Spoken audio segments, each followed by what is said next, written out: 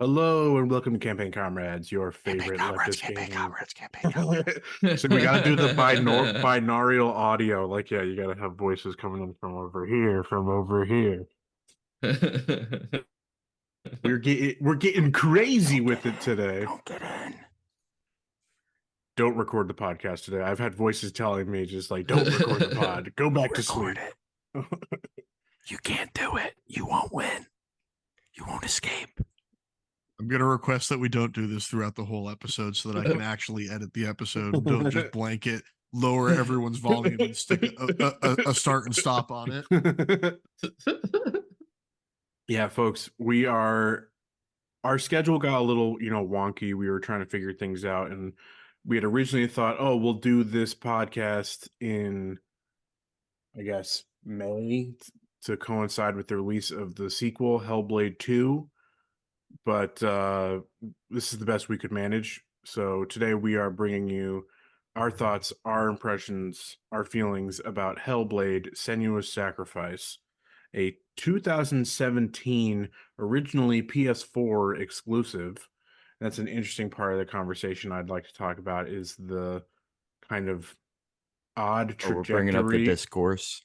Yeah, the odd trajectory of Ninja Theory's ownership, distribution, all of that, right? So Ninja Theory is a studio located in England, in Cambridge, England. They're known for games such as Kung Fu Chaos, Heavenly Sword, Enslaved: Odyssey to the West. Matt, I don't think you've played any of the Devil May Cry games, but can you explain to me what the difference between Devil May Cry and DMC : Devil May Cry?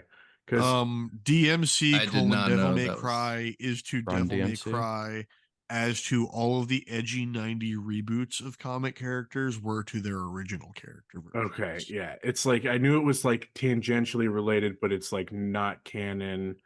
Because it's basically it was a super edgy reboot where they're like, we're gonna start it over with the new generations so that they can get a edgy Dante, and it's like Dante was already edgy. Yeah.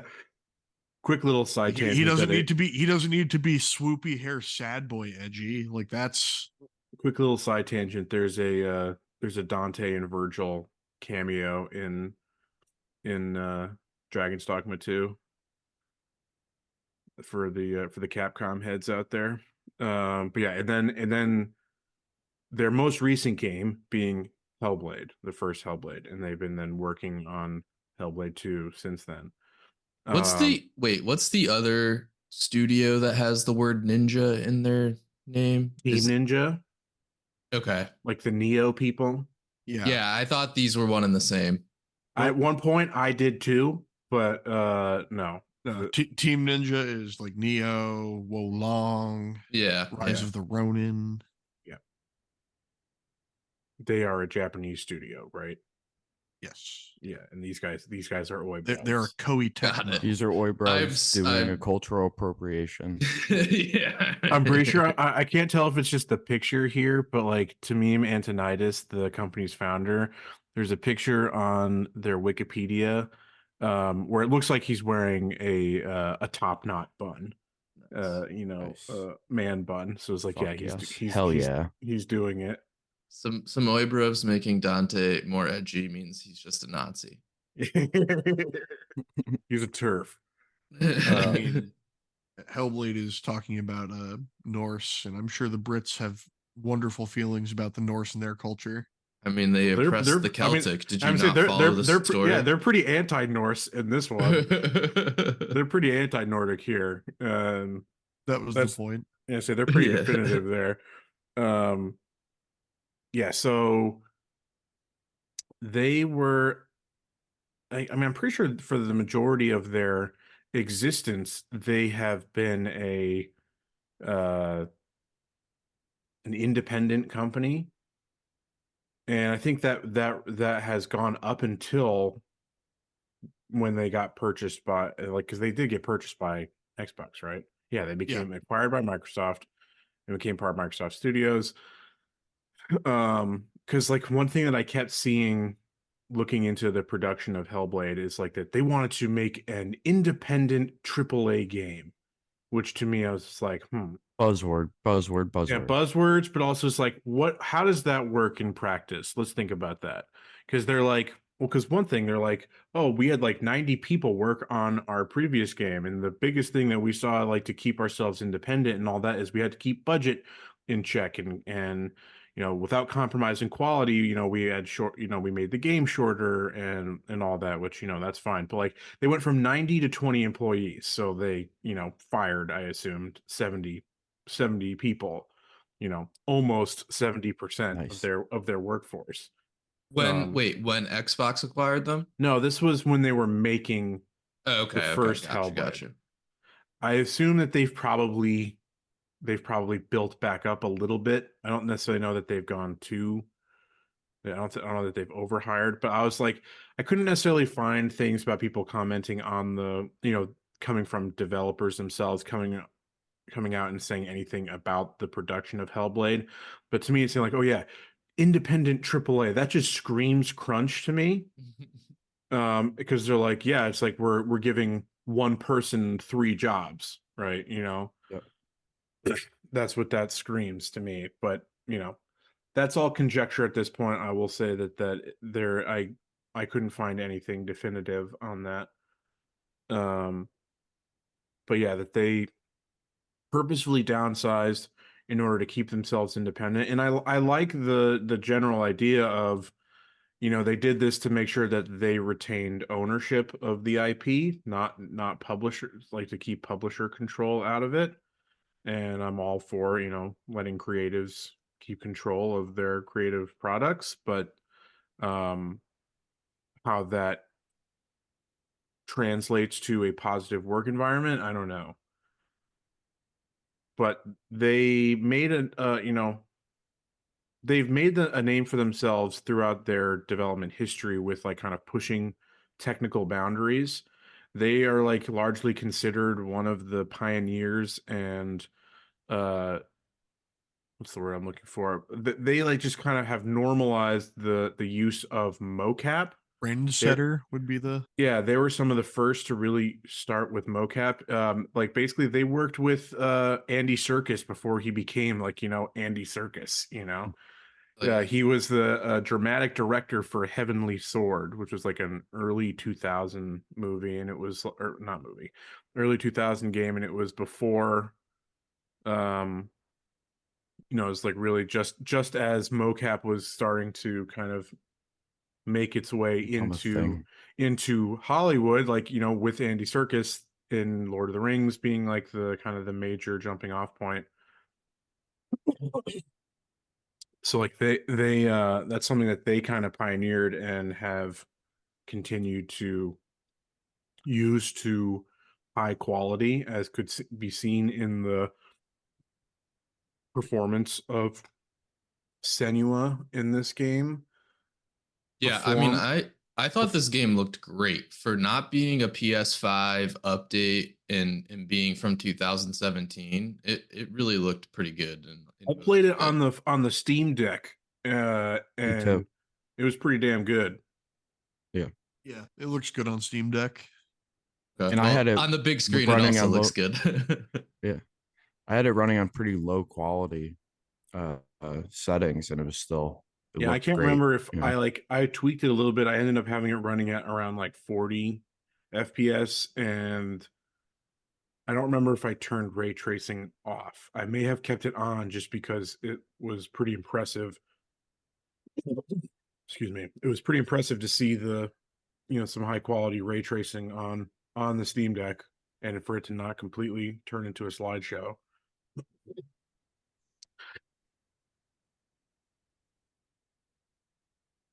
Yeah, it used Unreal Engine 4 for its engine, and I'm pretty sure is using Unreal 5 for the sequel. Yes, they are. And previews have just kind of been released actually this week, and Right. people are popping off about what this game looks like visually at the very least. That's always what it seemed to me, is that whatever you have to say about the gameplay, the mechanics, story, any of that, that it is these are technically impressive games. Um, it does kind of translate a little bit to just being a bit of a walking simulator at times. Mm-hmm.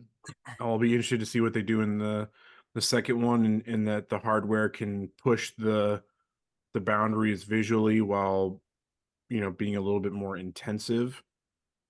But this is They largely increased like your movement speed by 22%. Thank God. there is a Way too run, slow. there is a sprint button, or there is a run I know. button. Oh, I know. But It's you still can't use slow, it all though. the time. Held And I also that down. remapped it on the Steam Deck because it sucked holding the left stick. So I put it on LB.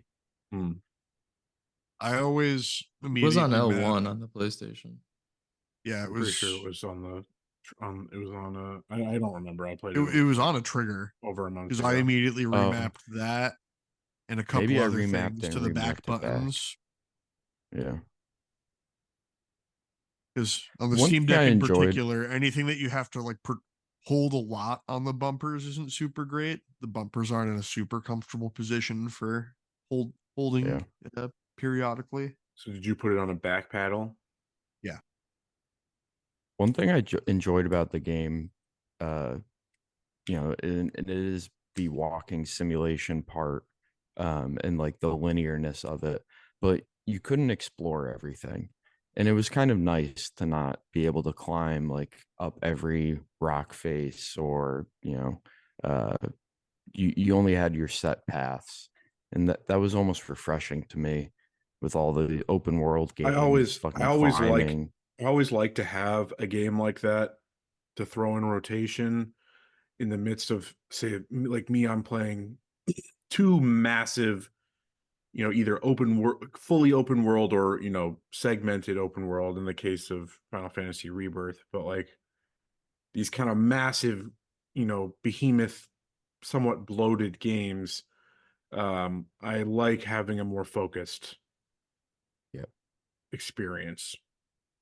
Funny you say But- focused. But well, so before we jump, It took me way too long to I did the whole Surtur fight without doing the slowdown mechanic. oh wow, Crazy. that would make that a lot more difficult. Or parrying. Oh my! You added like 5 minutes to that fight. It wasn't too bad, but yeah, I felt stupid.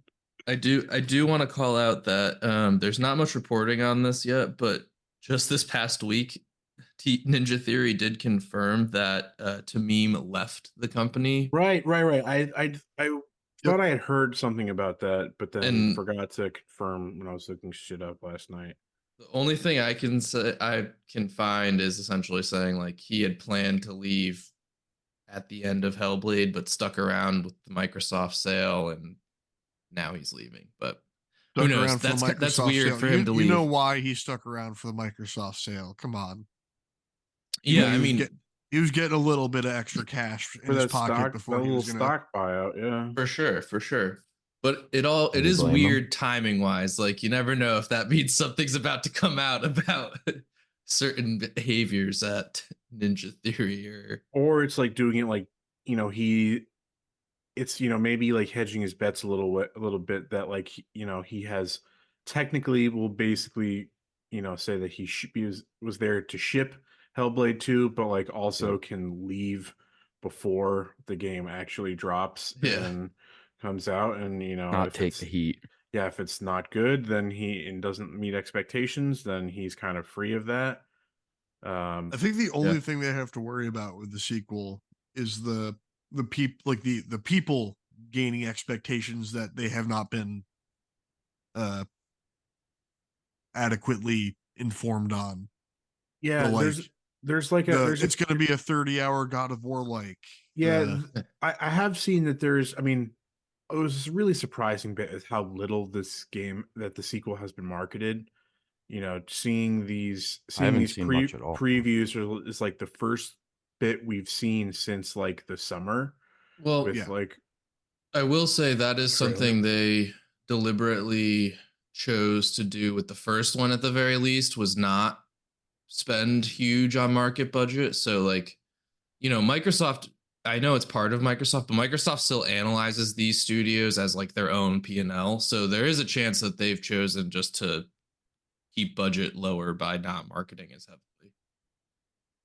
An interesting choice for Microsoft when, this is like one of the only games that really even They have coming out. the diehard I mean, I Microsoft don't really fans like necessarily think that have on their radar. Hellblade Senua's Saga, that's the sequel. Yeah. Yeah. Yeah. Okay. I think it's I don't Senua's really Saga Hellblade 2. I think that's the title. I don't necessarily think that's a system seller. Oh, no, absolutely not. Which is why, like, we were talking about this, like, when Andrew was streaming earlier this week, that, like, I think that this will still come to PlayStation at some point. This is going to be one of those games. I mean, they'll give it their time on Xbox, but it's going to be something like Pentiment and Grounded, and something that they're going to give its time. Anything that's a short game, they're going to have to put it as many places as possible to try to like recoup. Yeah, absolutely. But like, no doubt, all the things have pointed to that being the case going forward. The like weird like stuff in the water of like, oh, Sea of Thieves is going to be like a litmus test for like the types of games they should be like bringing forward, or the timing on when games should be brought forward, when Sea of Thieves is already one of the like more sought after PS5 pre-orders. All right, so let's talk a little bit about the game itself. It follows the story of Senua, a picked warrior who is making her way to Helheim, trying to save the soul of her murdered lover Dillion, who was sacrificed by an invading Norse tribesman. Um, sacrificed, brutally murdered, same. Yeah. She is haunted by the specters of this entity she refers to as the darkness, which is kind of interplayed with, is either the cause of or symptom of her psychosis, which is largely takes the shape of these other voices that she calls the Furies that are speaking to her, and speaking to her throughout her journey, who she often breaks the fourth wall with and is in communication with and is in struggle with. But she's hearing all these voices, having all these hallucinations. This game is like largely considered to be one of the best depictions of psychosis. They worked with, even gives you a warning. Yeah, they worked with they went woke and did a trigger warning. You figured, liberal. Got those voices in Came your out in head. 2017, so that's right at the start. Yeah, peak. Mm-hmm. But they worked closely with actual neuroscientists. They're credited in the development, like doing all sorts of subtle things, even like just with more black hat. Yeah, some more black hat psychologists. Yeah, real heads know. Yeah, the one of the bits that was like really interesting, and like I can, from an objective sense, think like, oh, that's cool. That one of the more subtle depictions they have is like the weird visual flaring of things. Is like that's part of like visual hallucination. Is so you're not always seeing something that's like not there. It's like these weird distortions. But I'm gonna admit, like in the subjective sense, it made some of the quote unquote puzzles. I struggle to call them puzzles, but it made some of the They puzzles stumped me at times. a little bit visually muddy, let's say, just to kind of see what that's actually where I think playing on the big screen would be better than playing on the Steam Deck. I think that's where some of those puzzles probably are a little easier visually. Yeah, I didn't feel like the distortion, like visual changes that they used to illustrate some of her psychosis was making the challenges any more difficult than they just already were. And really, I think that's also partially because this game is best served by playing in a dark room. There's no screen bright enough for this game. That Matt, only played it with, in the middle of the day, lights on, Yeah, no. windows open. I mean, Andrew saw me beginning to play it when he got to the hotel. I was sitting, at the hotel desk, blinds open, bed made before the maid can come in. I thought it was really cool, and it's one of the coolest technical things that they did, and actually translated pretty well to the Steam Deck was its binaural audio, where it says this game is best experienced with headphones, so you're truly getting don't like listen the to them; voices they're liars. coming in Don't one put ear or the headphones other. on.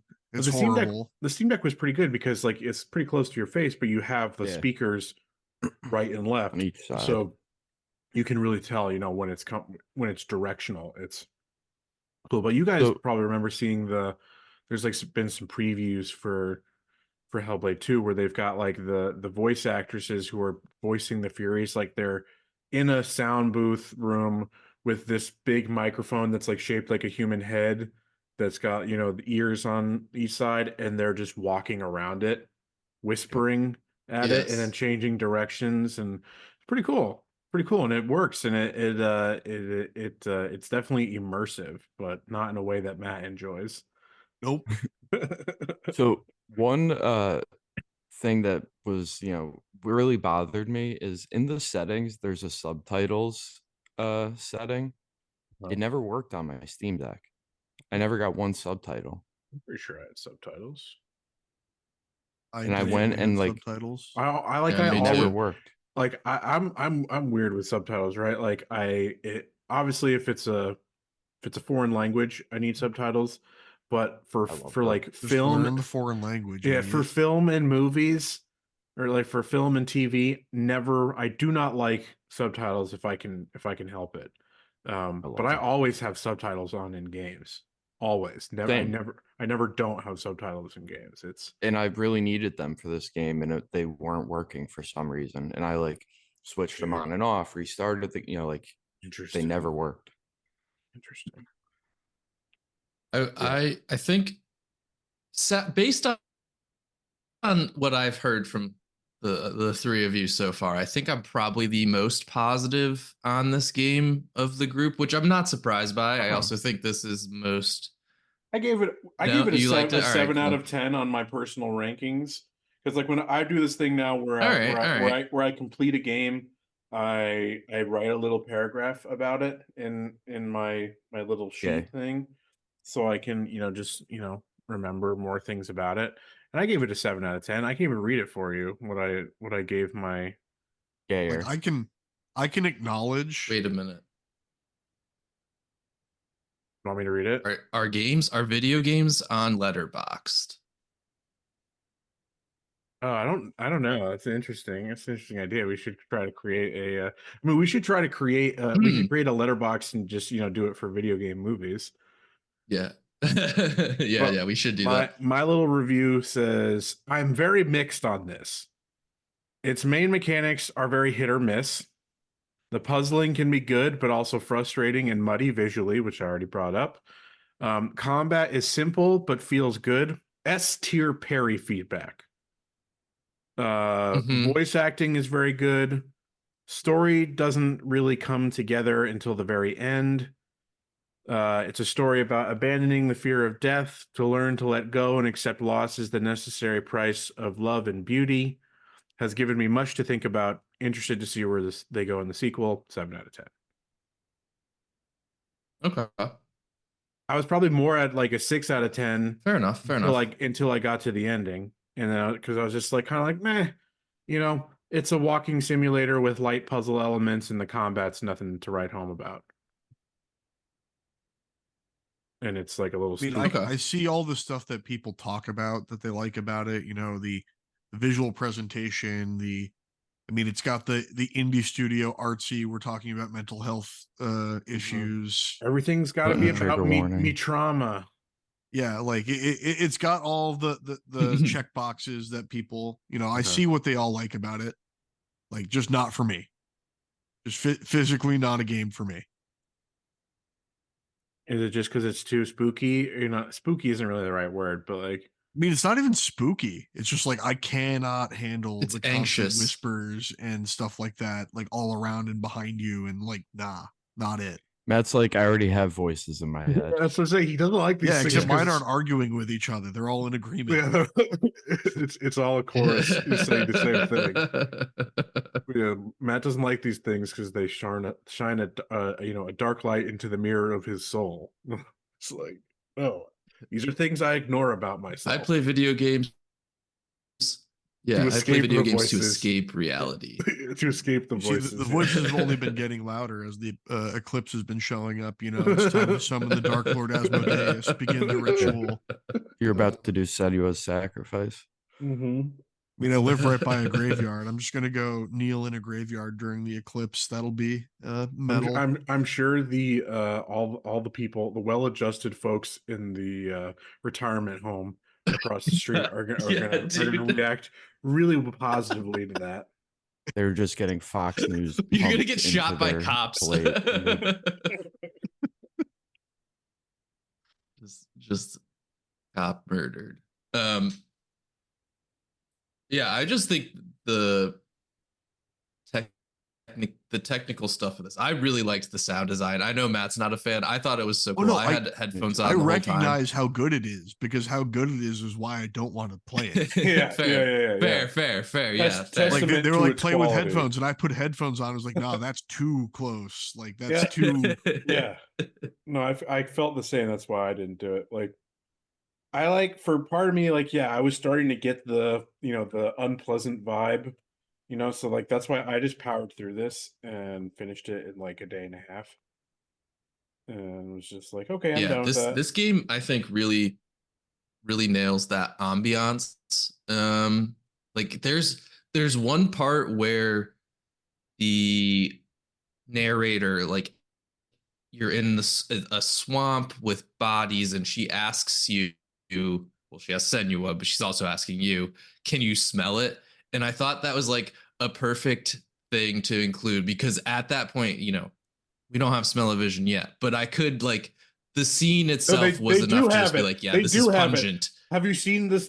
There's like news about like some gamer there's like AI VR smell accessories thing. now. Yeah, they're gonna pump smells into you. Oh, and of course the VR accessories are like, they're marketed as like, oh, we're gonna make it so you can like smell in game stuff, but the only people who buy it are gooners for reasons. Yeah, all the hentai gamers. I mean, new market for influencers. Selling smells. Yeah, I mean the e-girls have been selling I could in a smell jar it, and I while. felt that way. Yeah, no, I no. What did you all think about The puzzling? Let's start mechanics. And so I guess go ahead. Puzzles first. I mean, I can start because I have played the least of this, and I only did the Surtur side. And I found the puzzles to be walk until the shape appears by itself on your screen, and then spin around drastically until you find where it lines up. Sometimes it's pretty straightforward. Sometimes it's a little esoteric. I mean, those ones are really straightforward because as soon as you're in the vicinity of that, the glyphs start appearing. And that's what I'm saying. Took me a while to figure it's out. Like you literally just don't have to look at anything. You just wander around until it shows up as one. And then you're just looking around until you find it. Yeah, I think the puzzling mechanics are a little underbaked. It's It's mostly like it is just kind of wander the right direction and get frustrated in the maze here and like do the same thing over and over again. My hot take, having played very little of this game, just because I didn't enjoy it, is that all of the mechanics are kind of half baked and then mashed together to make out a like 7-ish hour playtime of what would actually be like a 4-hour like Journey or Abzu type I don't know. walking simulator with voices in your head. They're not like, I don't think they're, well, because they're not like discordant as we find with like a lot of other kind of things that like, yeah, different mechanics is just, oh, let's slap them together and call it a day.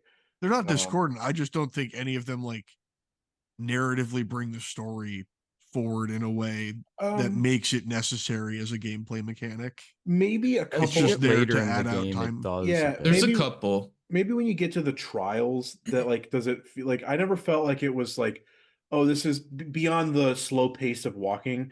I never felt like that, like, oh, this is dragging. You know, it was like maybe the trials are a little bit, yeah, they're stretching for time here, but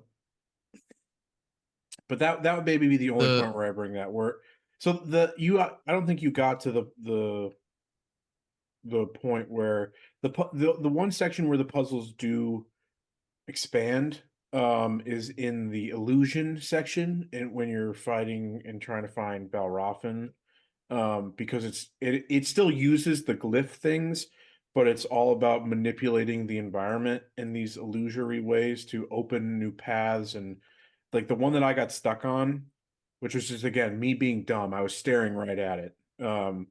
Like you had these portals and gateways, if you can try to keep those different. The portals, the circular portal things, and the gateways are just, like vertical signposts, basically. And so it was the one where, you're trying to find just the one glyph door. You're trying to find the one glyph for the door, but then you're seeing all these glyphs all over the place. Like there's too many. Yeah. There's too many. So what you need to do is you need to look through the portals to eliminate the wrong ones. And so it was trying to get to the path to what was for me the second portal. And I was staring right at the thing, because what you had to do is there's like this crumbled down battlement, the portal's up at the top. You had to walk through, open a door, and then walk back out, look through the gateway again to close where the crumbled down section had been, so that you can then walk back through the door you just opened, walk up, and then the path is completed.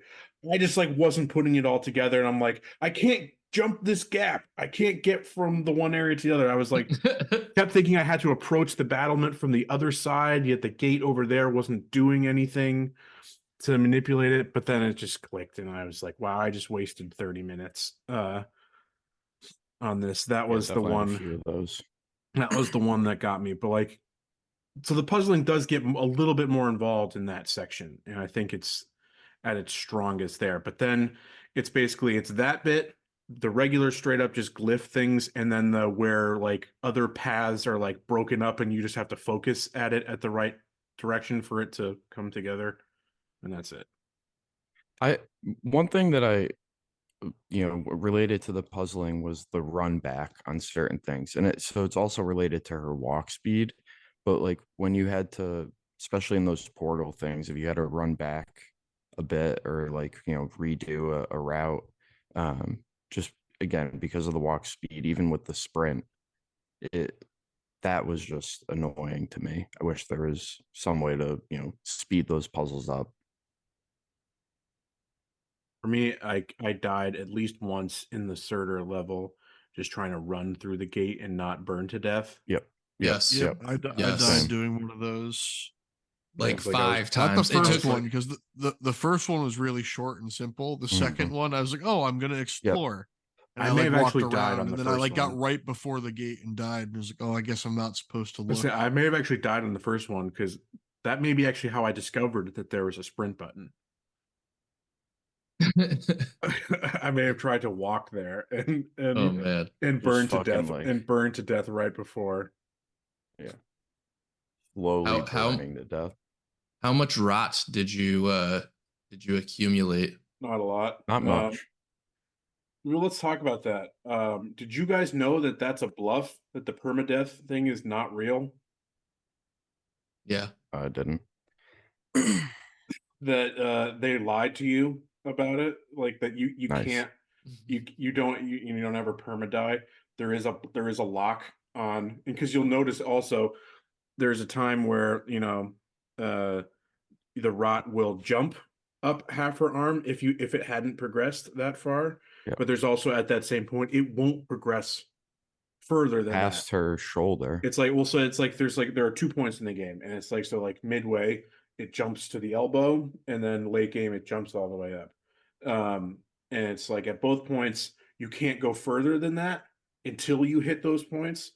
And then it will also, again, it'll jump to it if you hadn't died a lot. But it's their reasoning was it was a way for them to translate part of the sensations of psychosis, the inherent fear of death, Paranoia. that the paranoia, so it's a thematic thing about the fear of death, which is a huge issue in the game, which I touched on in my little summary review, as well as the a true symptom of psychosis, and the fearing that things are out to get you, that you make one false move you're gonna die, that things are trying to kill you, that you have this thing that's creeping into you and eating you from the inside out.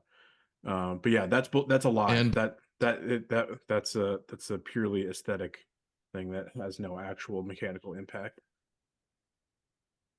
And Yeah, they that was my lied to only us death, like was Senua's the daddy burning to to cause death. the psychosis. Yeah, spoilers. Yeah, daddy darkness. Yeah.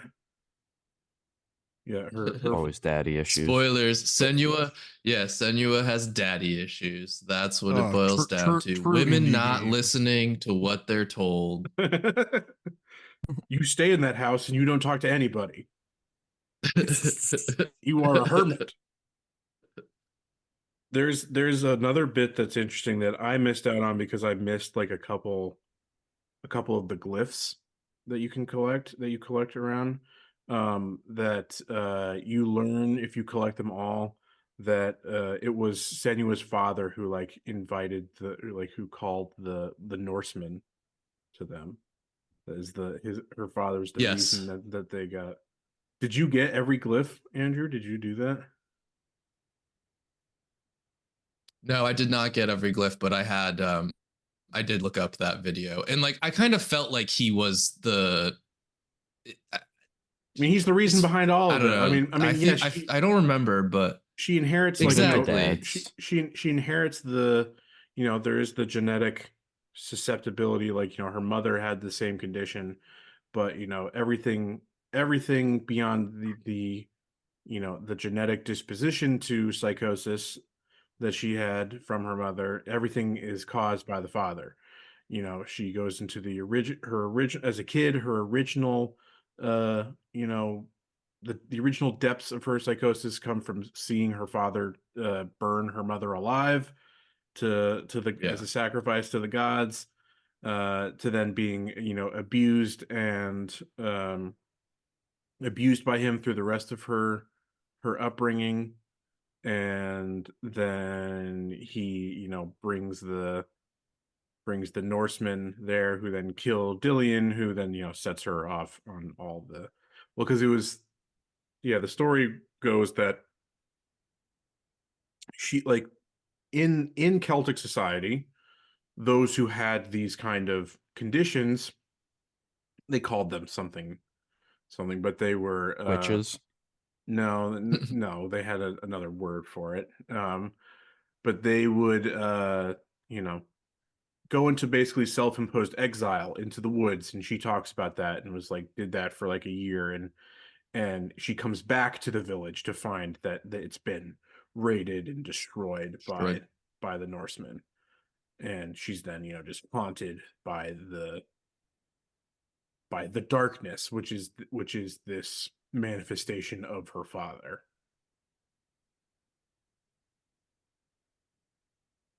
So I thought the way that they told the story was pretty cool and pretty interesting. I was a big fan of the voice actor for like the Scald, the bard. Daft. No, Something like Daft that. no, Punk. isn't it? It was not Daft Punk. I don't know. I am I mean, if blanking. Daft Punk did the sound design for this game, I might have stuck through it longer. Imagine if instead of the whispers, all you got was around the world, around the world. Druth, Druth. That's right. Yeah, right? Druth. Druth. That's it. Yeah. Dude, Which that's was an incredible name. Like, that I have an off mic comment. it's one thing. One What thing about I returning to traditionalist names and no more Aidens, Cadens, and Bradens? one of the cool things that I didn't notice really, I didn't know this until I was reading about it, that like say those segments with like Druth and stuff and seeing like the father and the mother as well, those are all live action. Those aren't mocapped. Those are all, very much in like the Remedy style of things. Definitely a very Remedy style Yeah. of crossing media. Like I couldn't tell that the visual effects artist did such a good job of integrating them in, that like it just looked like really well done mocap.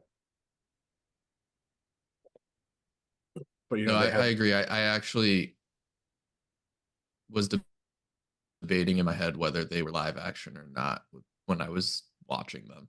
yeah, they had the actors in costume and makeup in their little studio, which was one of the things that they did, that they converted their office boardroom into a mocap studio Based. and and sound design thing, so they said like it was like for the price that it would have cost to send the crew to a dedicated studio for like 3 to 4 days of work, they were able to build and convert their own studio that they could use through the entirety of production. There is, with a couple exceptions during a couple fight scene mocap things, because the overhead sword swings kept hitting the ceiling.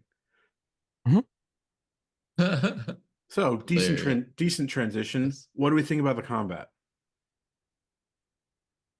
It was fine. It was I'm a simple. fan. It was, yeah. I think it's It's what it simple, but should I'm a have been. fan. Like, I think if it was more complicated, it wouldn't be able to be a 7 to 9 hour game. I just liked the parry. That's fair. I enjoyed the I parry liked the quite a parry. lot. I liked I the didn't parry. know I about the liked parry. I liked the Then again, focus. you make the game much more difficult with that, because the parry builds the focus very fast. Yeah. Nice. I liked the parry focus mechanic, and I like the enemy variety. I think they're kind of fun, diverse set of enemies, I wish there were more. and I wish there were more enemy types, particularly because when you get to the end, and when you're facing the waves of enemies on Hell's Bridge or whatever, it's you're just like, wow, okay, you've got your regular guy, you've got your dude with axe, you've got your dude with bigger axe, you've got dude with 2 axes, and Yeah, I that's wish about in it. that Oh, and the section they shield Yeah. guy, added a few. and the Yeah. shield guy. Shield guy. Yeah. But for like the first two like branches where you go through the two doors, I forget the names of the gods. Surtur and Velroffen, yeah. Yeah. Yep. Like they were fine, the diversity there and like the amount of enemies, but I wish that when you get to that second progression, that they even just 2 more would have been nice. It doesn't have to be crazy. Yeah, I guess that's fair. It is kind of limited, but I don't know. The game is also short enough that I'm Yeah. not terribly torn up by that. Um, Yeah, I agree. but I It found only the became parry noticeable. and Go ahead. yeah, no, I just found the parry to be really satisfying, and liked the how that worked with building focus and than giving you what is it? Is it grammar? Is that how you pronounce it? The More sword, yeah. the name of the It's a lightsaber. yeah, It's a the lightsaber. souped up sword. It essentially it's a lightsaber, and that becomes very fun at the end. Apparently, I thought the they're gonna make the parry window tighter in the sequel, which I'm like, why change that? Why yeah. fuck with that? This What is so not what did you guys play on? what did you say? You kind of cut out for a second. You said what difficulty? What difficulty? Whatever, normal. Yeah. I don't remember, to be Okay. honest, either normal or easy. Yeah, I'm not bitch made, but I'm also not. But I also I always go normal, like because I was gonna say like on first playthrough, but let's be real, I only ever do one playthrough. One of the only games recently that I've gone above was Cyberpunk, where I had to bump it up to hard to actually make it. Even then, I probably could have gone up even more, but um, for me, it's just usually it's a balancing thing. It's that for the most part, most games are designed and developed and play best on their normal mode, particularly ones that say that this is the intended way to play, because Yeah. they're most devs aren't necessarily good with scaling difficulty. They things either are not noticeably different It's tough to or do. are just everything just becomes a hit point sponge and doesn't actually introduce new tactical or strategic elements. It's just more of a slog. So I go with what the base thing of what the intended design was. And if it's easy, then it's like, all right, it's easy, whatever. I think that's what I did as well. It's called like automatic, which or I think it's automatic and it like just supposedly, but I don't know how much that factors into things. What about it is okay? Yeah, it's set to Like if you auto by. die, it makes it easier. So Like this on says, the which next. means that the game adapts to how well you perform. Yeah. Yeah, it is. It is called auto. Yeah. So if you die, it makes the game bitch made. Yeah.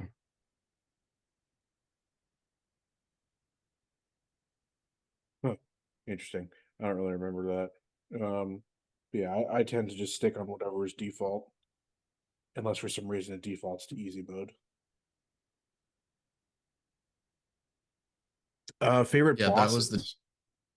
default, and I just thought that was interesting. Any opinions on the bosses? I'd say I only Surtur. fought Surtur, and I found him to be overwhelmingly easy and boring. Uh-huh. But I like his design and I like the fires and things in I that wish he was level. bigger. I wish he was bigger because he's like, you're supposed to be a giant. That is fair. But I enjoyed that fight just because, again, I thought the whole fire stuff was cool. That whole level was definitely one of my faves. I I liked like Garm. Norm was interesting. I don't necessarily like the it's all dark and you just gotta dodge and I mean I get yeah, you light the room back up by holding down. I didn't find it difficult. It was just like, okay, that's just something you gotta add in to mix it up.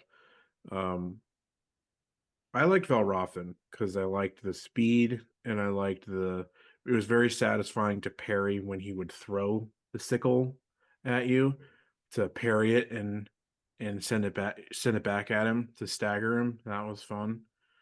Um I thought it was gonna be harder than it was, but like when you're on Hela's bridge, um you don't actually spoiler, you don't actually fight Hela. The actual boss encounter is just you fight all the other bosses together. Um, they're easier than I thought it was gonna be like, oh shit, like this is gonna suck, like you have to fight all of them at the same time type of thing. But no, they're easier versions, like reduced health pool versions. I mean, they're all supposed to be like specters all that. They're not the real versions. But that was at least cool because Yeah. it was kind of hectic. Yeah. I just mainly liked the design of Garm. I thought he looked cool. Yeah, the one bit that actually would give me anxiety was the running away from Garm when it's like when he was chasing you. And I got stuck on a piece of geometry at one point where you're having to like it's like when you're just about to get to his den to fight him and you're like crawling through this little crevasse. Oh God, I yeah, got the like sewer. I got like stuck on some part and it's just like I'm doing what it wants me to do. I'm just like was like just too far to like the left or something, and I got stuck, and he ate my ass. So a Some little, people pay extra for that. yeah, a little bit of jank there. Um, so I'm, who here? Oh, go ahead. I mean, you kind of spoke to this, but I don't. I mean, I don't think the combat is. And Matt spoke to this a little too, but the combat's not very difficult in this game, which, at least in my experience, and I mean, it's not. It can't be. You can't have a hard game that's yeah, also supposed to be relatively accessible and be 7 hours. I mean, yeah, they gotta like keep it pretty tight, pretty tight. yeah.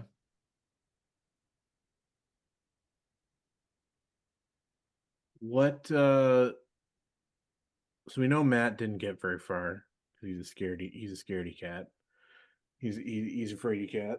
I mean, So it just came down to a decision for me. It's like, would I rather be sitting here and not enjoying true. this, or would I Oh rather be yeah, no. enjoying Final Fantasy VII? Yeah, come on. We know where he's gonna go on that one. That's not a real choice. It's not a real choice. So for the other two, how far did you guys end up getting? I beat it. I got to the final boss. I didn't finish the battle yet. All right, The so Mike, fight, if you want to go earmuffs for a second, if you nah, care, never. I how don't care. how long did you fight in the end against the waves of enemies, Andrew? Like 10 minutes. I like like you get to the point where like eventually they're like where the voices are telling you to give up To give and up. all Yeah. that, and I was like I'm just owning fools, Yeah. and I except then it's like if you make one mistake it just ends. Yeah. If you get clipped once it ends. So like yeah, I was going probably about the same. Like past that point, probably another like yeah 5 minutes of after they tell me that just give up, Senua, just give up, stop Yeah, fighting. I didn't believe them. I had read about it beforehand, so I knew that that's what you were supposed to do. Uh But I just wanted to test myself and see how far, see how long I could take it. But you were fighting against the fear of death. You Uh-huh. needed to let go. I know. well, I couldn't let go. I could not. I wanted to best these damn Norsemen. Each one that Don't I could blame take you. with me. Each one that I could take with me. Send me greater Yes. to Valhalla. I want to save my fuck boy Dillian. Um, and then we got the ending here. So the ending comes where she finally faces Hela. Um, Hela picks up the sword and stabs Senua. Senua appears to die. I'm combining the two. Hela takes the head, and for good reason, as we'll get to. Hela takes the head of Dillian and drops it away, but then it fades, and Hela lies. It's their positions are swapped. The desiccated body of Hela lays prone on the ground, and it's Senua who is finally made her peace and is letting go of her fear of death, and is symbolized through by letting Dillian's head fall and be taken by the waters. But it's so it becomes basically clear that it's hinted basically throughout the whole thing that none of this was fucking real. None of that happened. Mm-hmm. None of this story happened. You know, she it was, you know, all completely in her Just like warped, the twisted idea, mind. just like the idea of mental health, it's all in your head. Yeah.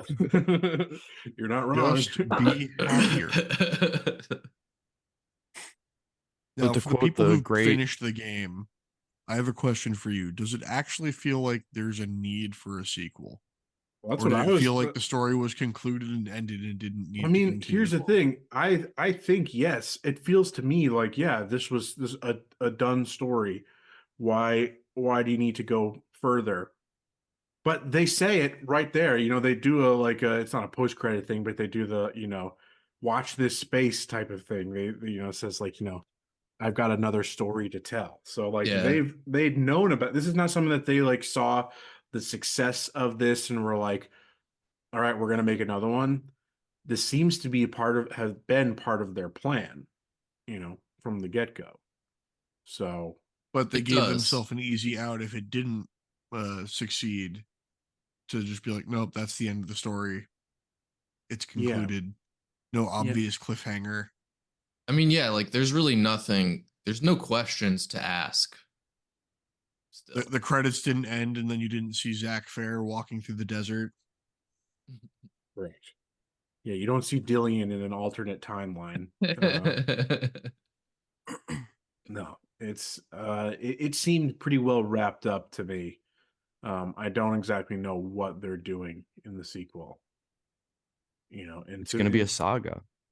and say to me, it's like, okay, what's the what more what do they still have to say about, you know, mental illness and psychosis and how that's working? I vaguely remember hearing something that like part of what's going on, it's like a twofold thing. Senua is still after going after the Norsemen, you know, still wants revenge in some capacity, but also she's also going to help more people who deal with her with this with, you know, these mental problems, you know, like she's finding more people like her and aiding them, I guess.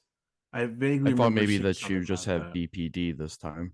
that. I was about to say that Sticking with the times, if yeah. they were really talking on the mental illness community, they wouldn't have her find other people like her, because you're supposed to believe that there's no one else who could possibly be experiencing exactly what you're going through.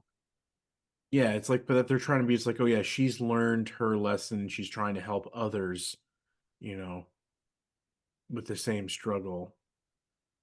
But I She's going to really, become a Jedi Master. yeah, I really don't know. I'm gonna Google it Yeah, right is this now. going to What? end with her becoming Rey? Let's say Hellblade to what?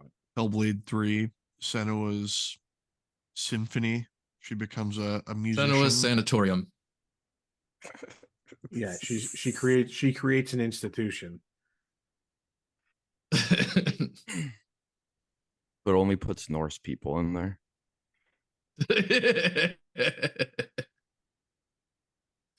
It's not a camp. Not an open air concentration camp. What are you talking about? Yeah, she's like leading a bunch of other people. They try to fight. Like all we know is like what we've seen from trailers. Is like she and a bunch of other people are trying to kill a giant. Does she have like a party? Is there party mechanics flipping No, through different no, I don't think different so. people's psychosis? I don't think so. She's unifying Ireland. Oh yeah, I don't know. That's why I put in my little review thing. It's like I'm interested to see where they go in the sequel because like I've got no ideas. You know, it seemed pretty tight and, you know, wrapped up, and you know, let's be honest here. It was an interesting, you know, or say it's a I like the message that it was going for, but it was nothing new or special. You know, there's like it's a cliche almost at Dude, this point. J.K. Rowling said it. It's like the, you know, it's like, you know, yeah, yeah, it's like Jesus. It's like you know, it's like, you know, She's the pinnacle of writers, though, so like it's pretty high praise right there. But like, it's like that, to be sad when someone dies is, like, is a good thing, because if you weren't sad, it means like, you didn't love them, like that, sadness and loss is the Fucking price South of Park has an episode about is the that. price of love. And it's like, okay, yeah, that's true. It's a goddamn Butters episode. Yeah, that's pretty central to the human experience, but at the same point, they're not saying anything new. They're not saying it, and they're not even saying it in a necessarily new way. Yeah, The not at all. the most interesting part was how this plays out through the examination of her psychotic state, and how that builds and is manifested in a seemingly physical experience through through those feelings of loss and heartbreak and struggle. Yeah, I don't know. It's this was again, this was a 7 out of 10 game for me. Nothing special, nothing. I didn't think anything was bad about it. It's just like, yeah, it's fine. A little heavy on the walking elements for me. Agreed. It's I'm just gonna like, give it a 6.9. nice. The bit about it for me was the baffling nature of we're wading into the console discourse and all that shit. It's like that the Xbox, whenever you bring up to the it's like, yeah, you got the most powerful console but no fucking games to play on it. They're like, oh, we're gonna get Hellblade 2. We're gonna have Hellblade 2. And it's like, okay, see it when I believe it, or I'll believe it when I see it. Shit. My brain's not working today. But at the same time, it's like, this is what you're getting so excited for. This is your system seller. Uh Like, sure, it's technologically gonna look I mean, good. before technologically they impressive, were but like, before the second showing where they discussed the length or the gameplay loop or the timeline of it. I don't think they ever actually in any of like the presentations have said how long it's going to be. They've had to come out in like, they've had to come out It was specifically around the second and be like, presentation where they stop showed stuff off expecting a and God of people War were length of game. This is going and to people be were expecting a 30 to 40 hours. hour God of War Ragnarok experience. It's like, yeah, this for a lot of the casuals that they thought that that's what this was going to be. This was going to be the Xbox equivalent of the God of War, and it's like, no, sorry. Yeah, this is you're right. You have the Norse elements to it. There you go. Yeah, but no, this is a 7-hour largely walking simulator that looks and sounds incredible. But again, this is nobody's going out to buy a Series X to play Hellblade. Isn't I'm not going to subscribe to Game Pass to play Hellblade 2, Yeah, no, I won't either. I mean, Hellblade 2 strikes me as a game that if I enjoyed Hellblade 1, I would just wait for it to also hit $5 on sale like I did the original. Yeah. But, yeah, if it comes out on Steam or it will it's coming to Steam. Okay. I didn't know if it was just PC through Game Pass. Yeah, so it's something like, I would wait for a steep sale and if I can get it on a sale, I'll play it eventually.